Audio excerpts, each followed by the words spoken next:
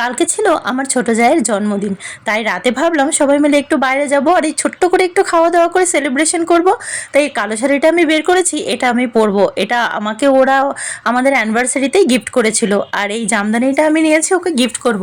Handloom synthetic সবই তো পরা আছে। জামদানিটা অবশ্য পুনেতে খুব কমই পাওয়া যায়, আর এই জামদানিটার মধ্যে না ব্লাউজ পিসও আছে, তাই ভালো লাগলো বলে একটা আমার জন্য একটা ওর জন্য নিয়েছিলাম।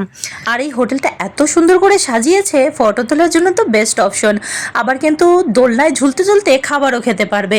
তবে আমার পক্ষে সেটা সম্ভব না বলে আমরা ওরকম নর্মাল চেয়ার টেবিলেই বসেছিলাম। হোটেলটা যতটাও বাইরে থেকে বা ভেতর থেকে সুন্দর হলেও খাবারগুলোর টেস্ট মোটেও ভালো ছিল না।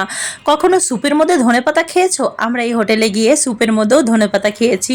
ললিপপটা ছিল প্রচণ্ড শক্ত। আর চিলি চিকেনটা মোটামুটি ঠিক ছিল। বাটার চিকেন নিয়েছিলাম আর নিয়েছিলাম মহারাষ্ট্রের ফেমাস হান্ডি চিকেন। দেওয়ার পর ওর বাবা বললো চলো আমরা একটু দোলনায় ঝুলে যাই। তো চলো, আজকে টাটা। ভালো লাগলে সাবস্ক্রাইব